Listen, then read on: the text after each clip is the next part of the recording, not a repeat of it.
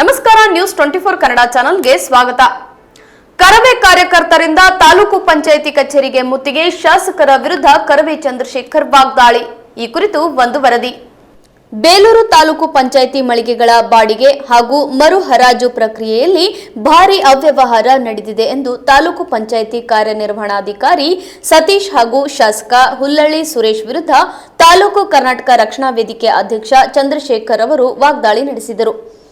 ಇದೇ ಸಂದರ್ಭದಲ್ಲಿ ಅವರು ಮಾತನಾಡಿ, ಬೇಲೂರು ತಾಲೂಕು ಪಂಚಾಯಿತಿ ವ್ಯಾಪ್ತಿಯಲ್ಲಿರುವ 18 ಸರ್ಕಾರಿ ಮಳಿಗೆಗಳ ಬಾಡಿಗೆ ಮತ್ತು ಮರು ಹರಾಜು ಪ್ರಕ್ರಿಯೆಯಲ್ಲಿ ಹಲವಾರು ವರ್ಷದಿಂದಲೂ ಅಕ್ರಮಗಳು ನಡೆದಿರುವುದು ಬೆಳಕಿಗೆ ಬಂದಿದೆ. ಮಳಿಗೆ ಅವಧಿ ಮುಗಿದು ಫೆಬ್ರವರಿ 14ರಂದು ಮಾನ್ಯ ನ್ಯಾಯಾಲಯದ ಸ್ಪಷ್ಟ ಆದೇಶಗಳಿದ್ದರೂ ಶಾಸಕರ ಒತ್ತಡಕ್ಕೆ ಮಣಿದು ತಾಲೂಕು ಪಂಚಾಯಿತಿ ಅಧಿಕಾರಿಗಳು ಶಾಮೀಲಾಗಿ ಅಂಗಡಿ ಮಳಿಗೆಗಳನ್ನು ತೆರವು ಮಾಡಲು ಹಿಂಜರಿಯುತ್ತಿದ್ದಾರೆ. ಶಾಸಕರ ಭಯವಿದ್ದರೆ ನೇರವಾಗಿ ಹೇಳಲಿ, ಸರ್ಕಾರಿ ಆಸ್ತಿಯನ್ನು ಮುಟ್ಟುಗೋಲು ಹಾಕಿಕೊಳ್ಳುವುದಕ್ಕೆ ಶಾಸಕರ ಅಪ್ಪಣೆ ಬೇಕೇ? ಮಳಿಗೆಗಳು ಶಾಸಕರ ಆಸ್ತಿಯಲ್ಲ, ಮಳಿಗೆದಾರರನ್ನು ಖಾಲಿ ಮಾಡಿಸುವವರೆಗೂ ಧರಣಿ ಮಾಡುತ್ತೇವೆ. ಕಾರ್ಯನಿರ್ವಹಣಾ ಅಧಿಕಾರಿ ಸ್ಥಳಕ್ಕೆ ಬರಲೇಬೇಕು, ಇಲ್ಲವಾದರೆ ತಾಲೂಕು ಪಂಚಾಯಿತಿ ಕಚೇರಿಗೆ ಬೀಗ ಹಾಕ್ತೇವೆ ಎಂದು ಅಧಿಕಾರಿಗಳ ವಿರುದ್ಧ ಧಿಕ್ಕಾರ ಕೂಗಿ ಪ್ರತಿಭಟನೆ ಮಾಡಿದ್ರು. ತಕ್ಷಣ ಸ್ಥಳಕ್ಕೆ ಆಗಮಿಸಿದ ಕಾರ್ಯನಿರ್ವಹಣಾಧಿಕಾರಿ ಸತೀಶ್ ಮಾತನಾಡಿ, ತಾಲೂಕು ಪಂಚಾಯಿತಿ ಸಂಬಂಧಪಟ್ಟಂತೆ 18 ಮಳಿಗೆಗಳನ್ನು 7 ವರ್ಷದ ಹಿಂದೆಯಷ್ಟೇ ಹರಾಜು ಮಾಡಲಾಗಿತ್ತು. ಅವಧಿ ಮುಗಿದ ನಂತರ ಎಲ್ಲಾ ಮಳಿಗೆಗಳನ್ನು ಖಾಲಿ ಮಾಡುವಂತೆ ನೋಟಿಸ್ ನೀಡಿದ್ದೆವು. ಆದರೆ ಮಳಿಗೆದಾರರು ಹೈಕೋರ್ಟ್ ಮೆಟ್ಟಿಲೇರಿ ಸ್ಟೇ ತಂದಿದ್ರು. ಆದರೆ ಮಳಿಗೆದಾರರನ್ನು ಖಾಲಿ ಮಾಡಿಸುವಂತೆ ಹೈಕೋರ್ಟ್ ಆದೇಶ ಹೊರಡಿಸಿತ್ತು. ಅದರಂತೆ ಖಾಲಿ ಮಾಡಿಸಲು ಸ್ಥಳೀಯ ಶಾಸಕರು ಸೋಮವಾರದವರೆಗೆ ಸಮಯಾವಕಾಶ ನೀಡಿ ಎಂದು ತಿಳಿಸಿದ್ದಾರೆ. ಆದರೆ ಕರವೇ ಕಾರ್ಯಕರ್ತರು ಹಿಂದೆ ಮಳಿಗೆ ಖಾಲಿ ಮಾಡಿಸುವಂತೆ ಪಟ್ಟು ಹಿಡಿದ ಹಿನ್ನೆಲೆ ಮಳಿಗೆದಾರರು ಶಾಸಕರು ನಮಗೆ ಮಳಿಗೆ ಬಿಟ್ಟು ಕೊಡದಂತೆ ಹೇಳಿದ್ದಾರೆ ಎಂದರೂ ಕೂಡ ಕಾರ್ಯನಿರ್ವಹಣಾಧಿಕಾರಿ ಸತೀಶ್ ಪೊಲೀಸ್ ಇಲಾಖೆ ಸಹಕಾರದೊಂದಿಗೆ ಮಳಿಗೆಗಳಿಗೆ ಬೀಗ ಹಾಕಿಸಿದರು. ಇದೇ ಸಂದರ್ಭದಲ್ಲಿ ಕರವೇ ಪ್ರಧಾನ ಕಾರ್ಯದರ್ಶಿ ಅಬ್ದುಲ್ ಖಾದರ್, ಚಂದ್ರೇಗೌಡ ಮತ್ತಿತರರು ಉಪಸ್ಥಿತರಿದ್ದರು. ಹೋಗಲ್ಲ, ಯಾಕಂದ್ರೆ ಸಾರ್ವಜನಿಕರ ಆಸ್ತಿ ಸರ್ಕಾರದ ಆಸ್ತಿ, ನಮ್ಮಪ್ಪನ ನಮಗೆ ಕೇಳ ಗೊತ್ತಿಲ್ಲ. ಸರ್ಕಾರಿ ಆಸ್ತಿನ ಕೋಟಿ ಕೋಟಿ ಲೂಟಿ ಹೊಡಿತಿದ್ದಾರೆ, ಇಲ್ಲಿ ಕೋಟಿ ಕೋಟಿ ಲೂಟಿ ಹೊಡಿತಿದ್ದಾರೆ. ಕೇಳೋರು ಯಾರಿದ್ದಾರೆ? ಯಾರು ಕೇಳಬೇಕಿದನ್ನ? ನಮ್ಮ ಜನಪ್ರತಿನಿಧಿಗಳ ಕಣ್ಮುಚ್ಚ ಕೂತಿದಾರಾ? ಯಾಕೆ ಸುಮ್ಮನೆ ಕಣ್ಣು ಮುಚ್ಕೊಂಡು ಏನು ಕೂತಿರೋರಲ್ಲ? ಸರ್ಕಾರಿ ಆಸ್ತಿನ ಸರ್ಕಾರ ಉಳಿಸ್ಕೊಳಕ್ಕಾಗಲಿಲ್ಲ ಅಂದ್ರೆ ಇಂಥ ಅಧಿಕಾರಿಗಳು ನಮಗೆ ಬೇಕಾ? ಇಂಥ ಅಧಿಕಾರಿಗಳು ನಮಗೆ ಬೇಕಾ? ನಮಗೆ ನಾವೇ ಕ್ವಶನ್ ಮಾಡ್ಕೊಂತ ಪರಿಸ್ಥಿತಿ ಬೇಲೂರಲ್ಲಿ ಬಂದಿದೆ. ದಯಮಾಡಿ ಸಾರ್ವಜನಿಕರಲ್ಲಿ ಮನವಿ ಮಾಡ್ಕೊಳ್ಳೋದಿಷ್ಟೇ, ಸರ್ಕಾರಿ ಆಸ್ತಿಯ ಉಳಿಗಾಗಿ ನಾವೆಲ್ಲ ಹೋರಾಟ ಮಾಡ್ತಾ ಇದೀವಿ. ಎಲ್ಲ ನಮ್ಮ ಜೊತೆ ಕೈ ಜೋಡಿಸ್ಬೇಕು. ನಾವು ಈ ಮಳಿಗೆ 15 ಮಳಿಗೆನ ಈ ಕೂಡಲೇ ಅವ್ರು ಬೀಗ ಹಾಕ್ಬೇಕು. ಸರ್ಕಾರ ಕೋಟಿ ಲಾಸ್ ಆಗಿದೆ, ಈ ಕೂಡಲೇ ಬೀಗ ಹಾಕಿಲ್ಲ ಅಂದ್ರೆ ನಾವು ಅಹೋರಾತ್ರಿ ಧರಣಿ ಈ ಒಂದು ತಾಲೂಕು ಪಂಚಾಯತ್ ಮುಂದೆ ಮಾಡ್ತೀವಿ ಮೂಲಕ ಅವ್ರಿಗೆ ಎಚ್ಚರಿಕೆ ಕೊಡ್ತಾ ಇದ್ದೀವಿ. ಸ್ಥಳಕ್ಕೆ ಬನ್ನಿ, ಸ್ಥಳಕ್ಕೆ ಬನ್ನಿ, ಸ್ಥಳಕ್ಕೆ ಬನ್ನಿ, ಸ್ಥಳಕ್ಕೆ ಬನ್ನಿ, ಸ್ಥಳಕ್ಕೆ ಬನ್ನಿ, ಸ್ಥಳಕ್ಕೆ ಬನ್ನಿ.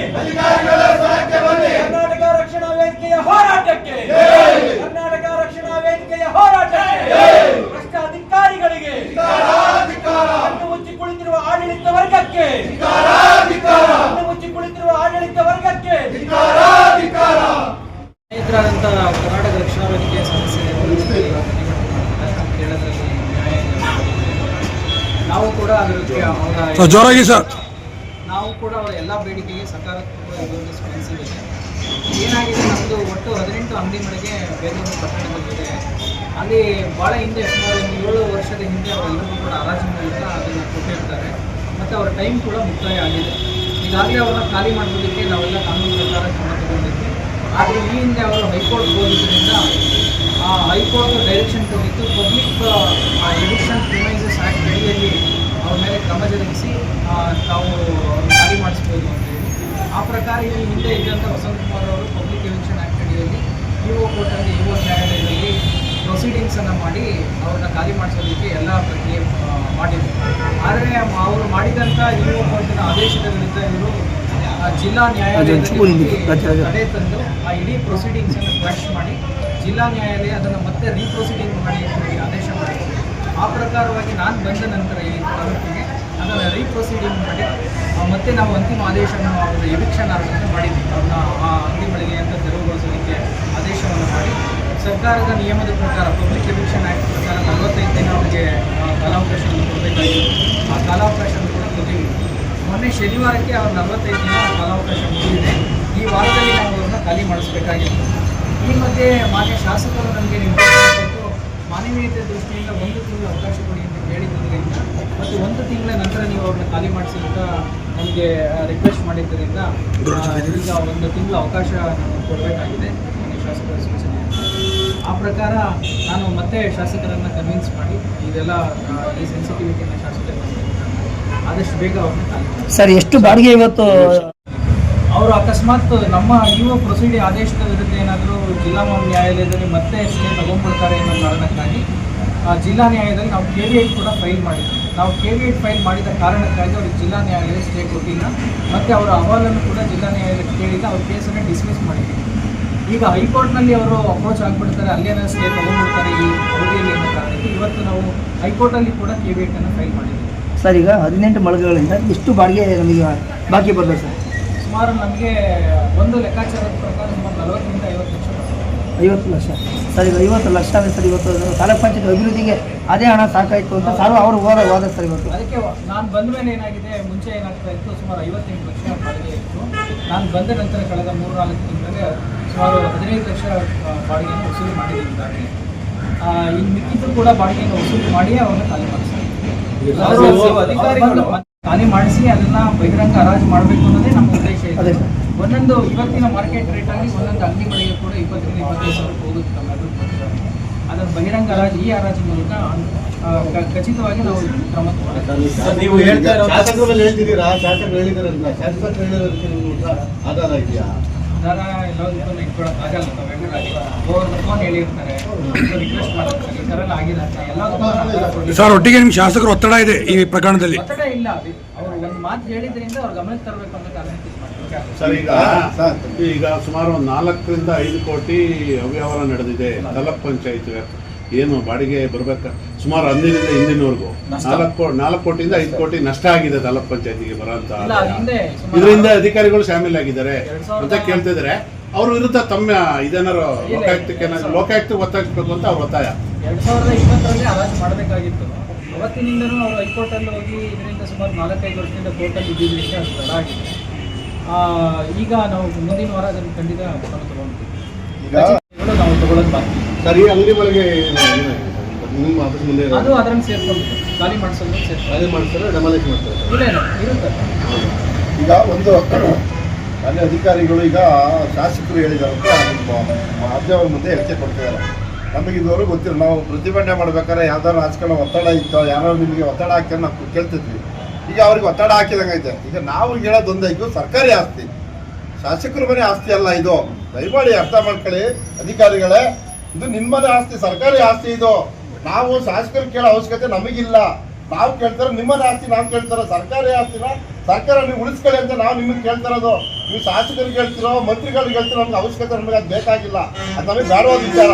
ನಿಮ್ಮದೇ ಆಸ್ತಿ, ಸರ್ಕಾರಿ ಆಸ್ತಿನ ನೀವು ಉಳಿಸ್ಕೊಂತೀರೋ ಇಲ್ವೋ, ಈಗ ಬೀಗ ಹಾಕ್ತಿರಲ್ವ ನೀವು? ನಮಗೆ ಉಡೋಕೆ ಉತ್ತರ ಬೇಡ ನಮಗೆ. ನೀವು ಅವ್ರಿಗೆ ಹೇಳಿದಾರೆ, ಇವ್ರು ಹೇಳಿದ್ರೆ ಉಡೋಕೆ ಉತ್ತರ ಬೇಕಾಗಿಲ್ಲ. ನೀವು ಈ ಕೂಡಲೇ ನಮಗೆ ಸರ್ಕಾರಿ ಜಾಗ ನೀವು ಉಳಿಸ್ಬೇಕು. ಕೋಟ್ಯಾಂತರ ರೂಪಾಯಿ ದುಡ್ಡು ನಿಮಗೆ ಲಾಸ್ ಆಗಿದೆ. ಇವತ್ತು 6 ಕೋಟಿ ದುಡ್ಡು ನೀವು ಅನುದಾನ, ಸರ್ಕಾರದಲ್ಲಿ ದುಡ್ಡಿಲ್ಲ, ಅನುದಾನ ಮಾಡ್ತಿಲ್ಲ. ಒಂದು ರಸ್ತೆ ಚರಂಡಿ ಯಾವುದು ಸಹ ಅನುದಾನ ಮಾಡ್ತಿಲ್ಲ. ಕೋಟ್ಯಾಂತರ ರೂಪಾಯಿ ದುಡ್ಡಲ್ಲಿ ಬಿದ್ದಿದೆಯಲ್ರಿ, ಸರ್ಕಾರಿ ದುಡ್ಡಲ್ಲಿ ಬೇಡ್ರಲ್ಲಿ. ಮತ್ತೆ ಯಾಕೆ ನೀವು ಸರ್ಕಾರಿ ದುಡ್ಡನ್ನು ಯಾಕೆ ನೀವು ಉಳಿಸ್ಕೊಂತಿಲ್ಲ? ಯಾಕೆ ನೀವು ಶಾಸಕರು ಯಾಕೆ ಕೇಳ್ತಿದ್ದೀರಾ? ಮಂತ್ರಿಗಳ ಮೇಲೆ ಯಾಕೆ ಬರ್ರಿ ನೀವು? ನಿಮ್ಮದೇ ಆಸ್ತಿ ಅಲ್ವೇನ್ರಿ ಅದು? ಸರ್ಕಾರದ ಆಸ್ತಿ ತಾನೆ. ಬನ್ನಿ ಹೋಗೋಣ. ನಿಮ್ಮದ ಪೊಲೀಸ್ ಇದೆ, ಏನ್ ಬೇಕು ನಿಮ್ ಸರ್ಕಾರದ ಲೆವೆಲ್ ಏನ್ ತಗೊಂಡು ತಗೊಂಡು ಬನ್ನಿ. ನಿಮ್ಮದ ಆಸ್ತಿನ ಉಳಿಸ್ಕೊಳ್ಳಿ. ನಿಮ್ಮ ಆಫೀಸ್ ಅನುದಾನ ಬಂದ್ರೆ ನಮ್ಮ ತಾಲೂಕು ಅಭಿವೃದ್ಧಿ ಆಗುತ್ತೆ, ಹಳ್ಳಿಗಳ ಅಭಿವೃದ್ಧಿ ಆಗ್ತವೆ. ಅದ್ಬಿಟ್ಟು ಯಾವ ಮನೆ ಮಾತು ಕೇಳ್ಕೊಂಡು ಯಾವ ಬಂಡವಾಳ ಶಾಹಿಗೆ ಸಹಾಯ ಮಾಡ್ತೀರಾ ನೀವು ಇಲ್ಲಿ ಕುತ್ಕೊಂಡಿಲ್ಲಿ? ಯಾವ ಬಂಡವಾಳ ಶಾಹಿಯಲ್ಲಿ ಕುತ್ಕೊಂಡು ವರ್ಷ ಗಂಟೆ ತಿರ್ಗಾಡ್ಕೊಂಡು ಅವ್ನ ಕೈಲಿ ಏನ್ ಮಾಡಕ್ಕಾಗುತ್ತೆ ಅಂತ ಕೇಳ್ತಾನ ಅವನು. ಅವನು ಅಲ್ಲಿರೋ ಅಂಗಡಿ ಅವನು ಒಳಬಡಿಗೆ 2,000 ಬಾಡಿಗೆ ಕಟ್ತಾರೆ ಇವರಿಗೆ. ಒಬ್ಬರು 25,000 30,000 ಸರ್ಕಾರದ್ದು 2,000 ಇವ್ರಿಗೆ ಬಾಡಿಗೆ ಕಟ್ತಾರೆ, 2,500 ಕಟ್ತಾರೆ. ಒಬ್ಬರು 30,000 40,000 ಬಾಡಿಗೆ ಕೊಟ್ಟು ಒಳಬಡಿಗೆ ಕೊಟ್ಕೊಂಡಿದ್ದಾರೆ. ಇವ್ರಿಗೆ ಸರ್ಕಾರದ ನಾಚಿಕೆ ಆಗಲ್ಲ ಇವ್ರಿಗೆಲ್ಲ? ಅಧಿಕಾರಿಗಳು ನಾಚಿಕೆ ಆಗಲ್ವೇನ್ರಿ? ಯಾರ ಮನೆ ದುಡ್ಡು ಇದು? ಅಲ್ಲ, ಇದು ಯಾರ ಮನೆ ದುಡ್ಡು? ಸರ್ ನೀವು ತಪ್ಪು ಮಾಡಿ ನಾವು ಸರ್ ಸಾರ್ವಜನಿಕರು ನಾವು ಮಾಡಿದ್ರೆ ಒಂದ್ ವೇಳೆ ನಡೆದೋಗುತ್ತೆ. ನೀವು ಅಧಿಕಾರಿ, ನೀವು ಗೆಜೆಟೆಡ್ ಆಫೀಸರ್ ತಪ್ಪು ಮಾಡಿದ್ರೆ ಹೆಂಗೆ ಆಗುತ್ತೆ? ಆಗಿರೋ ತಪ್ಪನ್ನು ಸರಿಪಡಿಸುವಂತ ನೀವು ಶಾಸಕರ ಮಾತು ಕೇಳ್ಕೊಂಡು ಅಲ್ಲಿ ಬೀಗ ಹಾಕ್ತಿರೋ, ಸುಮ್ನೆ ಅವ್ರ ಮೇಲೆ ಇಲ್ಲ ನಿಮ್ಮ ಅಧಿಕಾರಿ ಲೆವೆಲ್ ನೀವು ಬೀಗ ಹಾಕ್ತಿರೋ, ಯಾವ್ದು ಈಗ ಯಾವಾಗ ಮಾಡ್ತೀರಾ, ಏನ್ ಮಾಡ್ತೀರಾ ಹೇಳಿ? ಯಾವಾಗ ಅದನ್ನ ಕೇಳ್ತೀನಿ ಸರ್, ಯಾವಾಗ ಮಾಡ್ತೀರಾ? ಎಷ್ಟು ಸರಿ ಬಂದು ಕೂತ್ ಮಾತಾಡೋಗಿದ್ದೀವಿ ನೀವು ಹೇಳಿ ಸರ್, ಸಾರ್ವಜನಿಕರ ಮುಂದೆ ಹೇಳಿ ಸರ್. ನೀವು ಎಷ್ಟು ತಿಂಗಳು ನೀವು ಬಂದ 2ನೇ ದಿನಕ್ಕೆ ನಾವು ಬಂದು ಮಾತಾಡಿದ್ವಿ. ನಿಮ್ಮ ಆಫೀಸಲ್ಲಿರೋ ಅಧಿಕಾರಿಗಳು ಕೂಡ ನಿಮ್ಮನ್ನ ಗೈಡ್ ಮಿಸ್ಗೈಡ್ ಮಾಡ್ತಾ ಇದ್ದಾರೆ ಅಂತ ಹೇಳಿದ್ವಿ. DC ಆಫೀಸಿಂದ ಅಧಿಕಾರಿಗಳು ಹೋಗ್ಬಿಟ್ಟು ಅಲ್ಲಿಂದ ಫಾರ್ಮ್ ಅನ್ನ ತರಲಿಲ್ಲ ಸರ್, ನಾವು ತಂದು ಕೊಟ್ವಿ, ನಮ್ಮ ಹೋರಾಟ ಇದೆ ಅಂತ ಜಿಲ್ಲಾ ಪಂಚಾಯತ್ ಒಳಗಡೆ ಸಾಮಿಲ್ ಎಲ್ಲ ಮುಚ್ಚಿಟ್ಟಿದ್ದಾರೆ. ಕೊಡಿ, ನಮಗೆ ಏನ್ ತಗೊಂಡಿದ್ದಾರೆ ಕ್ರಮ ನೀವು? ದಾಖಲೆ ಬೇಕಲ್ವಾ? ಯಾವ ಅಧಿಕಾರಿ ನಿಮ್ಗೆ ಮಾಧ್ಯಮ ಮುಂದೆ ಹೇಳಿ, ಇವತ್ತು ಗುರುವಾರ, ನಾಳೆ ಶುಕ್ರವಾರ, ನೀವು MLA ಮಾತು ಕೇಳ್ಕೊಂಡು ಶನಿವಾರ ಮಾಡ್ತೀರಾ ಇಲ್ಲ ನಾಳೆ ಮಾಡ್ತೀರಾ ಹೇಳಿ? ಇಲ್ಲ, ನಮಗೆ ದಯವಿಟ್ಟು ಶನಿವಾರದ ಟೈಮ್, ಸೋಮವಾರ 100% ನಾವು ಖಚಿತವಾಗಿ ಮತ್ತೆ ಈ ವ್ಯಾಪಾರಸ್ಥರು ಇಲ್ಲಿ ಮಳಿಗೆದಾರರು ಕೋರ್ಟ್ಗೆ ಹೋದ್ರೆ ನೀವು ಜವಾಬ್ದಾರಿ ಒಪ್ಕೋತೀರಾ? ನೀವೇ ಜವಾಬ್ದಾರಿ ಅಲ್ಲ, ನೀವೇ ಜವಾಬ್ದಾರಿ ಏನಾದ್ರೂ ಇರ್ಬೋದು. ಕಾನೂನಲ್ಲಿ ಹಲವು ಆ ಕಡೆ ಈ ಕಡೆ ಆಯಾಮಗಳು ಇರ್ತದೆ, ಅದ್ರಲ್ಲಿ ಅವ್ರು ಹೋದ್ರೆ ಅದಕ್ಕೆ ನೀವು ಜವಾಬ್ದಾರಿ ತಗೋತೀರಾ? ಅಲ್ಲ, ನೀವು ಜವಾಬ್ದಾರಿ ತಗೋತೀರಾ ಹೇಳಿ ಸರ್. ಕೋರ್ಟಿಗೆ ಹೋಗಿ ನಾಳೆ ದಿನ ಏನಾದ್ರು ಈ ತಾಲೂಕ್ ಪಂಚಾಯತಿ ಮಳಿಗೆಗಳಿಗೆ ಲಾಸ್ ಆದ್ರೆ ಅದಕ್ಕೆ ನೀವು ಜವಾಬ್ದಾರಿ ತಗೊಳ್ಳೋದಾದ್ರೆ ವಹಿಸ್ಕೊಳ್ಳಿ. 2 ತಿಂಗಳು ಕೊಡಿ, ನೀವು ಮಾತ್ರ ಜವಾಬ್ದಾರಿ ವಹಿಸ್ಕೋಬೇಕು. ಕೋರ್ಟ್ಗೆ ಹೋದ್ರು ಕೂಡ ವಿತೌಟ್ ಸ್ಟೇ ಆರ್ಡರ್ ಇಲ್ಲ ಅಂದ್ರೆ 100% ವಸೂಲಿ ಇದನ್ನ ಖಾಲಿ ಮಾಡಿಸಬಹುದು. ಅವರಿಗೆ ಸ್ಟೇ ಸಿಗೋಕ್ ಸಾಧ್ಯ ಸರ್, ಈಗ ನೋಡಿ ಸರ್, ನೀವೇ ಜವಾಬ್ದಾರರು, ನೀವೇ ಬರ್ಸ್ಕೊಡ್ಬೇಕು. ಈ ತರ ಈ ನಷ್ಟನ ನೀವೇ ಬರ್ಸ್ಕೊಡ್ಬೇಕು. ಏನಾಯ್ತು ನೀವು ನೀನ್ ಫೋಟೋ ಮಾಡು, ಅವ್ರು ವಿಡಿಯೋ ಮಾಡ್ತಾರೆ. ನಿಮ್ದು ಮಾಡಪ್ಪ, ನೀವು ಮಾಡಿಕೊಳ್ಳ. ಇಲ್ಲ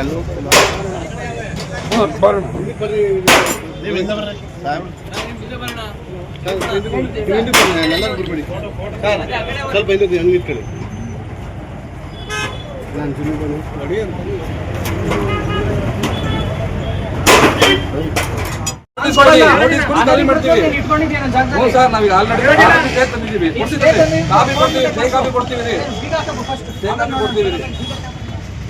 ಇಲ್ಲ ಇದು ಸರ್ ಯಾಕೆ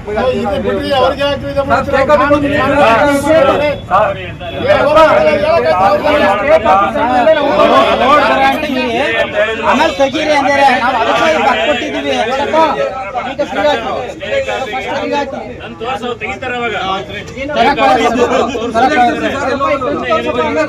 ಅದಕ್ಕೆ ಬರ್ಕೊಟ್ಟಿದ್ದೀವಿ.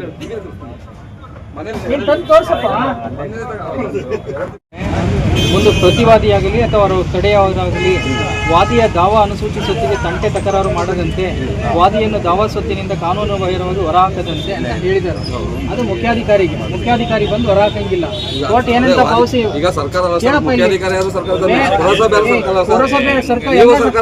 ಒಂದ್ ನಿಮಿಷ ಹೇಳ್ತೀನಿ ಕೇಳಪ್ಪ. ನೀನು ಯಾರೋ ಸರ್ಕಲ್ ಇನ್ಸ್ಪೆಕ್ಟರ್ಗೆ ಸಬ್ ಇನ್ಸ್ಪೆಕ್ಟರ್ಗೆ ಇರೋ ಅಧಿಕಾರ, ನಾನು ಸರ್ಕಾರಿ ಅಧಿಕಾರಿ ಅಂತ ಸರ್ಕಾರ ತಾನೇ ನೀನ್ ಹೇಳ್ತಿರೋದು. ಇದಕ್ಕೆ ಸರ್ ಜಡ್ಜ್ಮೆಂಟ್ ಇದೆಯಲ್ಲ ಸರ್, ಇದನ್ನ ಹೇಳ್ತಿರೋದು. ನೋಡಪ್ಪ, ಇದು ಮುಖ್ಯಾಧಿಕಾರಿ ತಂದಿದ್ದೀರಿ. ಯಾರೇ ಬಂದ್ರು, ಮುಖ್ಯಾಧಿಕಾರಿ ಬಿಟ್ಟು ಯಾರೇ ಬಂದ್ರು ನೀನು ಬೇಕಾದ್ರೆ ನನ್ನ ಮೇಲೆ ಕೇಸ್ ಹಾಕೊಳ್ಳಪ್ಪ, ಆಯ್ತಲ್ಲ? ನಿಮ್ಮೇಲೆ ಏನಕ್ಕೆ ಹಾಕಲ್ಲ ಸರ್? ನಾಳೆ ಒಂದು ಕೊಟ್ಬಿಡಿ ಸರ್, ನಾಳೆ ಖಾಲಿ ಮಾಡ್ಕೊಡ್ತೀವಿ. ಅಲ್ಲ ಸರ್, ನೀವೇ ಒಂದು ಕೊಡಿ ಸರ್. ಏನಂತ ನಾಳೆ ಹೊರಪ್ಪ, ನೀವು ಖಾಲಿ ಮಾಡ್ರಪ್ಪ. ನಿಮ್ ಜಾಗದಲ್ಲಿ ನಿಮ್ ಸೈಟ್ ಅಲ್ಲಿ ಬಂದು ಯಾರೋ ಮನೆ ಕಟ್ಟರೆ ನೀನ್ ನೋಟಿಸ್ ಕೊಟ್ಟು ಖಾಲಿ ಮಾಡಿಸ್ತೀಯ? ಈಗ ಅಕ್ರಮ ಹಾಕಿದಾಗ ಹೊಡೆದಾಕತ್ತೆ ಸರ್, ಅಕ್ರಮ ಹಾಕೊಂಡಾಗ ಹೊಡೆದಾಕತ್ತೆ ಹೇಳಿ. ಏನ್ ಹೌದಪ್ಪ, ನನ್ನ ಜಾಗದಲ್ಲಿ ನಾನು ತೆರವುಗೊಳಿಸ್ಬೇಕು. ಅಲ್ಲ, ತೆರವುಗೊಳಿಸ್ಬೇಕು, ಅದು ತೆರವುಗೊಳಿಸ್ಬೇಕು. ಅದು ನೀವು ಒಂದು ಕಾನೂನು ರೀತಿ ಇದೆ ತಾನೆ? ಯಾವ ಕಾನೂನು ನೀವು ನೋಡಿಸ್ಕೊಡ್ಬೇಕು. ಅಕ್ರಮವಾಗಿ ಬಂದು ಹಾಕಬೇಕು. ಯಾವ ಕಾನೂನು ಪ್ರಕಾರ? ಅವತ್ತು ಯಾರು ಬರ್ಲಿಲ್ವಲ್ಲ ಸರ್, ಅವತ್ತು ಎಲ್ಲ ಹೊಡೆದಾಕ್ಬಿಟ್ಟು ಸರ್, ಇದು ಮುಂಚೆ ಅವಾಗ ಯಾರು ಬರ್ಲಿಲ್ವಲ್ಲ, ನೀವು ಬಂದ್ರಿ. ಮುಂಚೆ ಇವರು ಬಂದ್ರಲ್ಲ, ಬಂದ ಕಟ್ಕಳಿ ಅಂತ ಹೇಳಿ ಮಾಡಿದ್ರು. ಕೇಳಿ ಸರ್, ಬೀಗ ಹಾಕು, ಬಂದ್ರೆ ಡಿಸೈಡ್ ಮಾಡೋಣ. ಹೇಳ್ಬೇಕಾಗಿಲ್ಲ ಸರ್. ಹಂಗಾರೆ ಫುಟ್ಪಾತ್ ಅಲ್ಲಿ ಗಾಡಿ ಹಾಕೊಂಡಿರ್ತೀವಿ, ಅದನ್ನು ತೆಗಿಸ್ತೀರಾ ಸರ್? ಅವ್ರು ಯಾರು ಇಲಾಖೆಯವರು ಅವ್ರು ತೆಗಿಸ್ಕೊಂಡು ಇದು ಹಂಗೆ ಸರ್. ಈಗ ನನ್ನ ಜಾಗದಲ್ಲಿ ಇದೆಯಾ, ನೀನ್ ತೆಗಿಬೇಕಷ್ಟೇನೇನಪ್ಪ. ಫುಟ್ಪಾತ್ ಗಾಡಿ ಹಾಕೊಂಡಿದ್ವಿ, ಹಂಗೆ ಬೀಗ ಹಾಕಿ ಆಮೇಲೆ